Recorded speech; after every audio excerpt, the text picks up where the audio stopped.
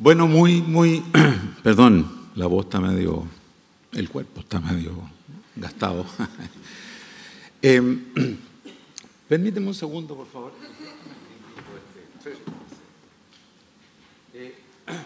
Yo estoy terminando un periodo de 10 años como fundador de Educación 2020, que es el movimiento primo hermano. Nosotros somos un poco más optimistas, le pusimos 2020, ustedes son pesimistas y le pusieron 2050, ¿no? Pero bueno. Yo ya había escrito 2 libros sobre la educación en Chile, pero dije, ahora que termino voy a hacer un esfuerzo de síntesis y voy a tratar de escribir sobre educación para el siglo XXI en la perspectiva latinoamericana. Entonces me lo pasé un año rascando informes internacionales de la OECD, del BID, del Banco Interamericano, países, y tratando de sintetizar tanto un diagnóstico como algunas sugerencias comunes para todos nuestros países. Para avanzar con esto... ¿Ah? ¿Verde? Bien. Perdón, pero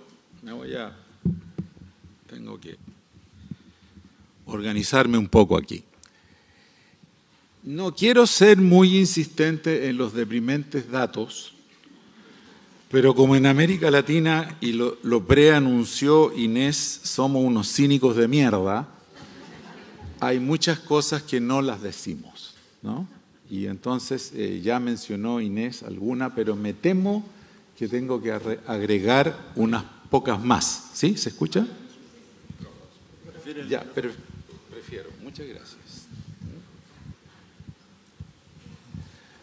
No voy a mencionar las obvias que todos conocemos, pero sí algunas que creo que vale la pena destacar. La cobertura en la etapa de 0 a 3 años, que es la más importante en toda la etapa de la vida de los niños. Va desde 26% en Chile, la mejor, hasta 1% en Guatemala. Además, perdón, pero es que ahora tengo que volver atrás ya. Además, se hizo un estudio internacional de la calidad de estos establecimientos preescolares en varios países de América Latina y son muy malos. Y la evidencia demuestra que un niño que va a un establecimiento preescolar de mala calidad sufre daño. Es decir, no solo no le va bien, sino que queda peor que si no hubiera ido. ¿Ya? Esto está avalado por estudios internacionales, ¿no? Miren esta estupidez que cometemos como política pública de todos estos países. El mundo sabe que la rentabilidad social de gastar $1 en educación inicial es $8 por dólar gastado. En cambio, en las universidades es $1 por dólar gastado. ¿Ok? O sea, es 8 veces más rentable. Y en América Latina gastamos 3 veces más per cápita en los niños de 6 a 11 años que entre los niños de 0 a 5 años, que es donde más debiéramos estar invirtiendo recursos. Otra verdad inconveniente, queridos, que los cínicos de mierda nos guardamos, y perdone que ya use el insulto, porque ya uno llega a una edad en que dice, bueno, o lo digo ahora o ya no, ¿no? Díganme una cosa, por favor, pero por favor hagan un ejercicio, voy a hacer una prueba, pero por favor hagan un ejercicio de franqueza interna, emocional. Yo quiero que por favor levanten la mano aquellos de ustedes que en su familia propia o en la de un hermano, un primo, un pariente, un colega, o sea, alguien de su grupo cercano, ustedes sepan que tiene un niño con problemas mentales de angustia o depresión o violencia? Levanten la mano, por favor, los que saben que lo tienen. Mírenlo. Y coincide la levantada de manos esta con el dato. Maltratamos a los niños en nuestros hogares, carajo. Esto ya no es del sistema educativo. El sistema educativo tiene que recibir esto que les está llegando, ¿no? Estos son datos de la UNICEF, no son inventos míos ni chilenos. En el caso chileno, miren lo que estoy diciendo, el 26% de los niños chilenos sufre violencia física o sexual grave en su hogar. 1 de cada 4 sufre violencia física o sexual. Y cuando digo categoría grave es golpiza frecuente, no digo un par de cachetaditas. Y después nos sorprendemos de que tenemos niños con angustia, con depresión, con problemas conductuales severos. Y esto, señores, no pasa solo en las clases bajas, pasa en las familias de algunos de ustedes. Digamos las cosas como son. Después no voy a entrar en los datos que ya se dieron en el panel anterior de los lamentables resultados en el test de PISA, pero quiero quedarme en los estudios del PIAAC de la OECD, que es de alfabetización de adultos.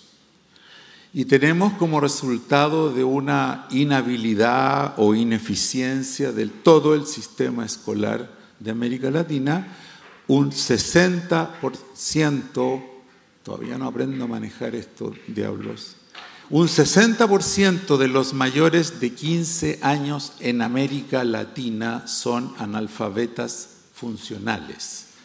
Y queremos entrar a la sociedad del conocimiento con un 60% de analfabeta funcional. Y estamos hablando de que analfabeta funcional es el que no entiende lo que lee. Frase simple. Si tú no entiendes lo que lees, tampoco entiendes lo que escuchas, porque entra por aquí o por acá. Que no pueden calcular un porcentaje o que no pueden entender un mapa o un diagrama simple. Estos son los trabajadores del futuro de la competitividad latinoamericana.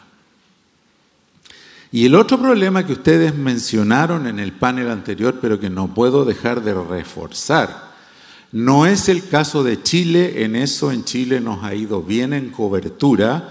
El 95% de los chicos chilenos termina la secundaria, ¿no?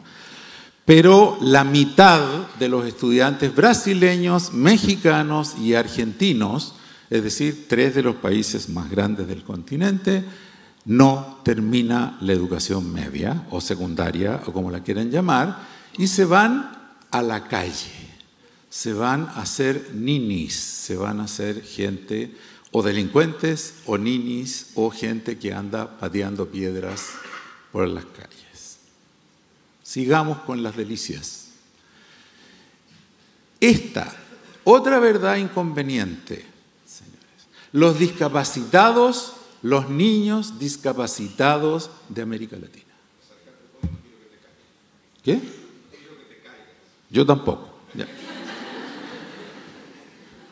Queridos, cuando yo llegué a este dato que está escondido por ahí en algún estudio que me costó llegar, cuando entré a la parte de la discapacidad, miren lo que les voy a decir. Cuando estoy hablando de discapacidad, estoy hablando de discapacidad del tipo enfermedad mental, o estoy hablando de discapacidad auditiva o de ceguera, o de discapacidad física, es decir, cualquier tipo de discapacidad. Los latinoamericanos somos tan generosos con estos niños a los que maltratamos en el hogar, que solo entre el 20 y 30% de los niños con discapacidad asiste a la escuela, y de esos que asisten al año o 2 años, las escuelas se las arreglaron para echarlos, para sacarlos. Es decir, tenemos una especie de detrito humano que son los niños discapacitados, los cuales no les damos ningún derecho humano. ¿Ok? Entonces, el problema es que siempre nos quedamos en el test de PISA y tenemos que ver este asunto en un contexto bastante mayor, que es el desprecio por la infancia que tenemos en América Latina y sus gobernantes, por supuesto. Pero este discurso para los gobernantes lo va a ver algún candidato presidencial y va a decir: oh, cáspita, primera vez que me entero, porque ni siquiera lo decimos todo esto. Tú eres periodista, ¿cierto? Dilo, por favor, dilo. O sea, esto ya realmente me tiene encabronado. O sea, ya...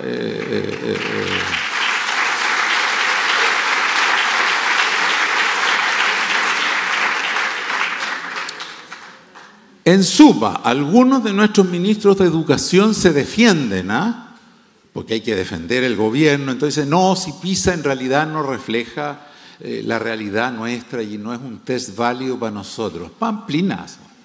Mentira, el test se organiza entre todos los países y se hacen preguntas elementales que debieran ser respondidas por igual en Holanda que en Argentina o en Chile, ¿no?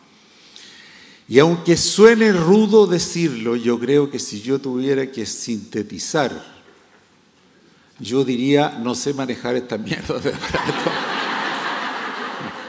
Esa es mi síntesis, ¿no? Aunque suene rudo decirlo, queridos amigos, si yo tuviera que dar un titular de prensa, los latinoamericanos somos, en materia educativa y de respeto por la infancia, el basurero de los países avanzados.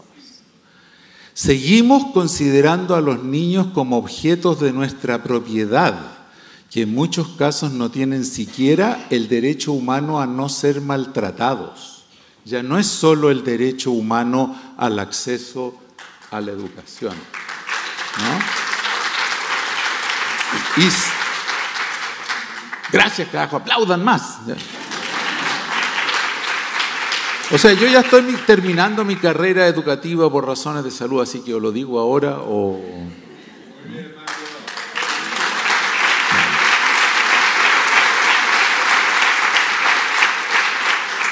Y si son discapacitados, muchos se consideran por la sociedad desechables.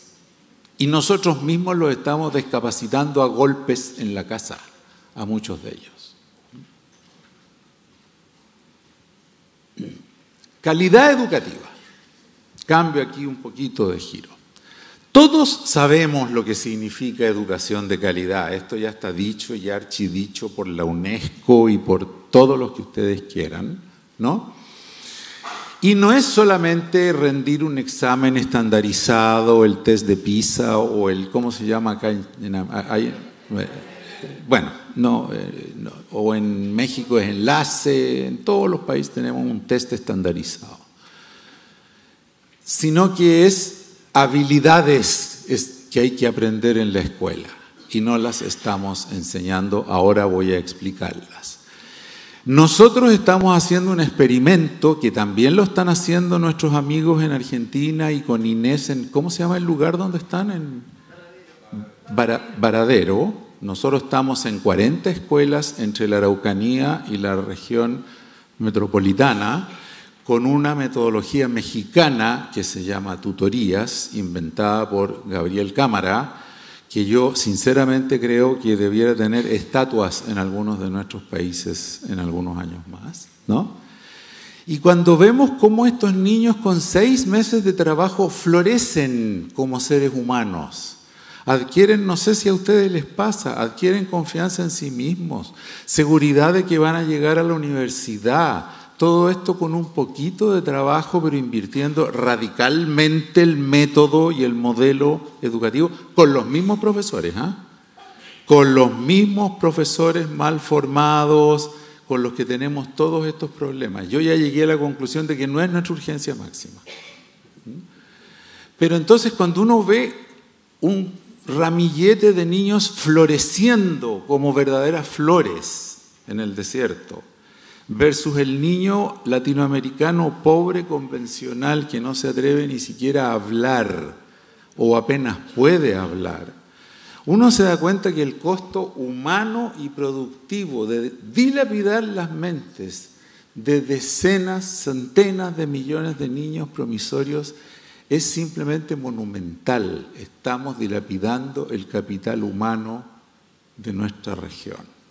El principal activo no son nuestras maravillas turísticas, ni mineras, ni agrícolas. Son nuestros niños y estamos dilapidando el capital humano de la región. Algunos países un poco mejor, que Chile le va mejor en el PISA o en la cobertura, otros un poco peor, pero todos, queridos, estamos en la quinta división y competimos porque si esta vez el campeón de la quinta división fue Chile o si fue Costa Rica o si fue quién sabe quién. ¿Qué es lo que tienen que tener estos niños? Aparte, por supuesto, de poder entender lo que leen, calcular ciertos números de aritmética básica, ¿no? que son las capacidades de alfabetismo funcional. Esto ya está descrito en texto, está descrito en todos lados, o sea, no estoy haciendo una invención, esto ya está dicho. Tienen que tener dos conjuntos de habilidades, las habilidades intra e interpersonales. No me voy a caer. ¿Cuánto me queda? Me fui a la mierda. No. ¿Qué hago? Bueno, tienen que tener habilidades intrapersonales, pero también habilidades extrapersonales, es decir, de trabajo en equipo, de trabajo con los demás, capacidad de expresión oral, de trabajo en equipo, de resolver problemas juntos, que son cosas que estos métodos que estamos trabajando sí funcionan con esto, ¿no? Entonces estamos, incluso en lo poco que estamos haciendo, estamos enseñando lo que no debemos enseñar, ¿no? Con esta manía de que el test estandarizado y el test de PISA es lo único que vale y es lo único que rige las políticas.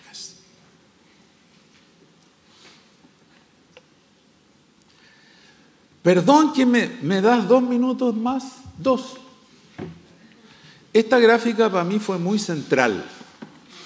En esta gráfica yo tomé uno de los indicadores de eficiencia educativa, como se dijo en el test pasado, que es el desempeño en lectura en PISA 2015. Pero podría haber tomado cobertura, o podría haber tomado matemáticas, o podría haber tomado cualquier indicador de eficiencia educativa, llamémoslo así.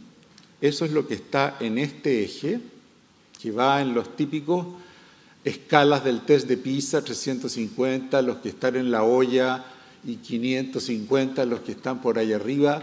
Los países en rombos oscuros son todos los países de la OECD y los cuadraditos son latinoamericanos. Y si se fijan, ahí está Chile, Uruguay, México, Colombia. No encontré Argentina porque ese año parece que Argentina... ¿Ah? Porque fue descalificado. Fue no sé qué, pero... ya. No estaba bien la muestra. ¿Ah? Estaba dopada la muestra, ¿no? Sí, estaba bueno. dopada. Pero lo que yo quiero que se fijen es en la tremenda correlación que hay entre eso y lo que se llama en el World Governance Index, que es este que está aquí, que está disponible como base de datos que ustedes pueden consultar, con la efectividad gubernamental. Efectividad gubernamental general, no en educación. Es combate a la corrupción, es eficiencia del gasto público general, es capacidad para recaudar los impuestos, para gastarlos, eficiencia en salud, eficiencia en alimentación, es decir, la eficiencia global del Estado. Y fíjense la correlación. Si ustedes me preguntan a mí por qué a Chile le ha ido consistentemente mejor en educación, yo les contesto con cierta seguridad ahora que la razón de que Chile esté aquí no es alguna política educativa específica, que los profesores o que no sé qué, es que el Estado chileno es un poco más seriecito en general que los otros estados, incluyendo la época de Pinochet. Es decir, desde antes de Pinochet, Pinochet y post-Pinochet, hemos tenido una cierta continuidad de políticas de infraestructura, el Internet llega, las carreteras llegan, la alimentación escolar llega a cada escuela en el cerro más alejado, todos los días, 3 veces al día llega un camión con la alimentación escolar, es decir, el aparato de Estado funciona mejor y yo creo que esa es en realidad, no tengo manera de demostrarlo, aquí no hay relaciones causa-efecto. Priscila veo que está sacando una foto, yo digo que esta ponencia la van a tener ustedes en el... Además hay un maravilloso libro del Fondo de Cultura Económica donde está todo esto, pero como que el fondo también es latinoamericano, entonces me dicen que con suerte va a llegar en enero o febrero a Argentina el libro acá, ¿no? Pero bueno, pero esta síntesis la van a tener en el sitio web de ustedes. Esto tiene implicaciones, señores, y se las voy a proponer. El Estado tiene que funcionar bien en una región, ¿cómo se llama? En Varadero. El Estado tiene que funcionar bien en Varadero para que la política de tutorías funcione bien en Varadero. No sé si me explico, es demasiado importante, especialmente cuando tenemos niños discapacitados, cuando tenemos niños que tienen que hacer deporte, cuando tenemos niños mal alimentados, cuando tenemos niños con problemas de salud, tiene que funcionar todo para que saquemos a esos niños adelante, ¿no? Termino. No me voy a referir a las patologías mentales porque no me queda tiempo. No me voy a referir de nuevo a la educación inicial porque ya dije lo que tenía que decir. Pero arriba los espíritus. Hay salidas, señores, y hay salidas relativamente expeditas y es mi convicción. Y es algo que este viejo de mierda se atrevería a decírselo cualquier ministro o presidente de América Latina. Hay cosas que se pueden hacer que son relativamente baratas, tanto en lo financiero como en lo político.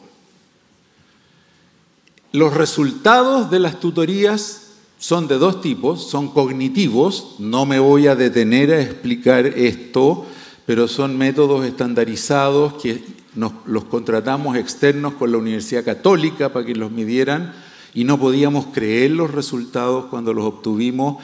Estos chicos están progresando más que los de las escuelas popis de Chile, o ¿cómo llaman a las escuelas fino, las escuelas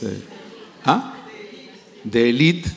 Bueno, y pasa lo mismo en México. Estos chicos con poca inversión de tiempo están teniendo una velocidad de progreso mayor que las escuelas de élite de América Latina.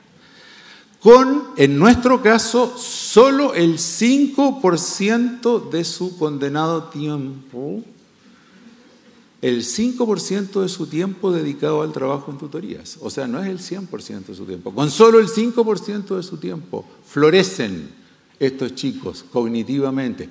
Y es barato. En mi estimación, no costaría más del 3% de lo que se gasta en un niño en el sistema escolar durante un par de años para dar un salto cuántico en la educación de América Latina.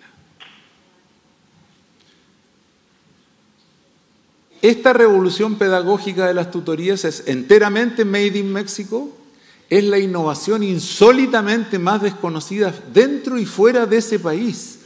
En México la están implantando en 30.000 escuelas rurales y nadie en América Latina lo sabe, y lo peor es que nadie en México lo sabe porque políticamente es como medio inconveniente explicarlo porque comenzó con el PRI y después se pelearon con el PAN y no sé qué cuestión, ¿no? Ya la tenemos en 30.000 escuelas. En Chile ya vamos en 40 escuelas, pero no de las chiquitas mexicanas, sino en escuelas de gran tamaño, con mucho éxito. Esperamos llegar a 100 en el 2019. Ya está comenzando en Argentina, en Colombia y en Tailandia. O sea, ya no es un solo país. Ya tenemos firmado un convenio de colaboración con México en que vamos a tener una especie de tubo, un chorro de chilenos yendo a México y mexicanos yendo a Chile para intercambiar experiencias. Y el costo per cápita, como dije, es ridículamente bajo. Y lo más importante es que nuestra experiencia es que se puede hacer con los mismos profesores de siempre. Los mismos profesores mal portados, mal formados, warrior, del gremio, combativos, con esos lo estamos logrando y les florece la cara a los profesores, señores, a los profesores. Dicen, primera vez en mi vida que siento que me estoy realizando profesionalmente. Yes, we can.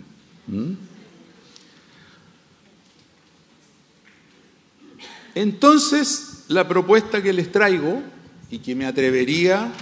Voy a salirme de aquí para no matarme ya. Que yo me atrevería a decírsela de veras a cualquier presidente o ministro de la región. Total, ¿qué me van a hacer? ¿No? Es que yo creo que tenemos que implementar juntos, a través de Reduca, hacer un movimiento para promover el plan 4x4. Que son 4 propuestas de corto plazo, o sea que se pueden comenzar de inmediato y con un costo relativamente bajo, y otras 4 que son de 10 años, 15 años de despliegue, ¿no? Las 4 breves. Primero, algo que nadie menciona: abordar a la brevedad con los recursos necesarios la formación, selección y remuneración de los directivos escolares. No conozco en el planeta Tierra una escuela que mejore con un mal director. No conozco. No nos van a funcionar las tutorías, no nos va a funcionar el método Singapur, no nos va a funcionar el método finlandés cuando tengamos y tenemos directores burócratas, autócratas y muchos de ellos sin siquiera título profesional. Esto, señores, es 20 veces más barato que invertir en la profesión docente. Por la aritmética razón de que hay un director cada 20 profesores. O sea, es mucho más barato invertir en formar, seleccionar, remunerar a los mejores directores y mandarlos a los lugares más necesitados, ¿no? Aumentar agresivamente la cobertura con calidad preescolar. No me voy a detener en los números, están los datos, están los estándares internacionales, pero también es más barato por una razón numérica, y es que los niños están en la preescolar de 0 a 6 años, en cambio están en la escolar 12 años, y en la universitaria 6 años, y los flojos de mierda en Argentina se están 10, 15 años ahí vagando por la universidad, ¿no es cierto? Y gastando plata el gobierno en ellos. Entonces, comparativamente en gastar en preescolar es más barato. Y es donde primero habría que entrar en las escuelas universitarias de formación de pedagogía, es en preescolar. Tercero, masifiquemos las tutorías. Pónganse que en el peor escenario no aprenden tanto y que el test de PISA de estos chicos no es tan maravilloso. Estamos logrando transformar comunidades escolares completas, incluidos los apoderados. Apoderados que llegan a las escuelas donde estamos trabajando a preguntar que qué demonios está pasando en la escuela porque su hijo les está haciendo clase a ellos en la casa. ¿Y por qué? Porque tienen que practicar sus tutorías. ¿Y con quién las practican? Con su familia en la casa, ¿no? Y cuesta poco. ¿Qué nos cuesta hacer este experimento? Muy poco. Masifiquémoslo como lo están haciendo en México, con todos los problemas políticos que han tenido en México. Acabo de recibir hoy en la mañana, Manuel, una muy buena noticia de Gabriel Cámara, de que el CONAFE sobrevivió a este cambio político y que por lo tanto van a poder seguir andando. ¿Pero con qué instrucción? Háganlo calladitos. Mire tú, pero bueno, así es la vida. Y por último, proporcionar incentivos monetarios, lo que se llaman transferencias condicionadas para los chicos que terminen la secundaria. Y tener programas de prevención de la deserción, porque esa es una fábrica de niños desempleados que van a terminar en la calle pateando piedras y con su vida futura destruida. Tampoco es tanto dinero. Y finalmente, las 4 de largo plazo: desarrollar un sistema integral de carrera docente, como lo que ya se discutió ¿no? Que estamos muy orgullosos porque en Chile esa ley que se pasó hace 2 años tomó 10 años de peleas en el Congreso, pero pasó la ley de carrera docente. La última ministra de Educación tuvo que recibir patadas y escupitajos del gremio cuando estaba tramitando esta ley, pero tenemos ley de carrera docente integral, desde quien entra a la escuela de pedagogía hasta cómo se ingresa a la escuela a enseñar, ¿no? ¿Qué es el secreto finlandés, verdad? Tener buenos profesores. Todo el resto se va arreglando en el camino, ¿no? Tercero, por un problema, queridos, no educativo, no para mejorar en el test de PISA, sino que por un tema ético. Metamos más niños con discapacidad a las escuelas corrientes, no a escuelas para discapacitados, salvo en casos extremos. ¿Va a complicar eso el aula? Sí, la va a complicar, carajo. Pero es que los niños argentinos van a tener que convivir con discapacitados cuando estén trabajando en el mundo normal. En el bus van a tener que convivir con ellos, entonces que comiencen conviviendo en la escuela, carajo, ¿no?